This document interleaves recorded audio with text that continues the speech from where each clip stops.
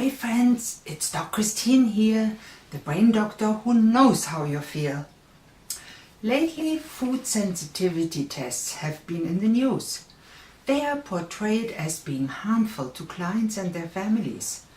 Your own doctor may have said the same to you. You wonder, what's it all about? Here's what's fact and fiction from my experience and training as a German-trained and licensed allergist. I will answer the top 5 questions we need to know. First, what is the difference between a true food allergy and a food sensitivity? Second, how can we test for an allergy or food sensitivity? Third, is it scientifically proven or not? And fourth, can a food sensitivity test be dangerous? And fifth and last, can a food sensitivity test be helpful? Now here's the answer to question number 3. Is food sensitivity scientifically proven or not? Well, in the typical sense, it certainly is not. Science has brought us a long way in finding single causes of illness and finding single treatments. Standard for science is a controlled double-blind study, where neither the researcher nor the patient knows whether they are getting the real thing or a sham thing or treatment, something like a placebo or sugar pill. This tests for the difference between the belief of the patient, which can be very powerful, and the actual effect of the drug or other agent they are testing. Now, I don't want to discount science's merits at all.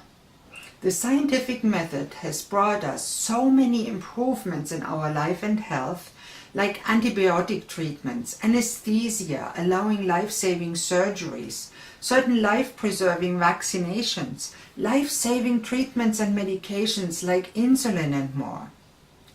The more complex the causes and solutions for a condition are, the less feasible is it all, though, to apply these rules. Do we need new ways to study complex and chronic issues? Absolutely. Is there a good and proven way to do so? Not yet. Now, for practical and ethical reasons, a double-blind study is not possible to prove a food sensitivity. It would involve using fake tests and neither the practitioner nor the client knowing if the test is real or not, and either suffering the consequences of following a diet that can be potentially harmful or not following a diet that may be helpful. And causality is hard to prove, if at all possible. So conventional science does not count in case studies, since they go by averages. Conventional science, by definition, most people are not average, but do fall within a range between 2 standard deviations of average. But people are all individuals. This kind of average study makes sense to prove or disprove a hypothesis on something that is not very individual, like if a drug works or not. Now, here's the takeaway.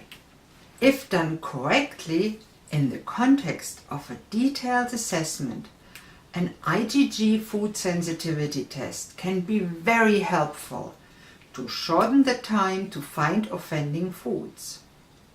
I have seen amazing improvements in clients' quality of life after applying the principles mentioned earlier. In no case, the test should just be given to the patient and said, now don't eat that anymore. This one is harmful. So in any case, there needs to be a follow-up and maintenance phase with periodically reintroducing and challenging single potentially offending foods to see and evaluate if they still need to be eliminated. Often, especially if a leaky gut, which is another not scientifically proven diagnosis, if that is healed, The previously offending foods can be reintroduced, sometimes only in a rotation diet manner, sometimes not at all. It's difficult. So if you need help deciding what's right for you, let me know in the comments below or message me and we'll get it sorted out. Take care. I'm Dr. Christine.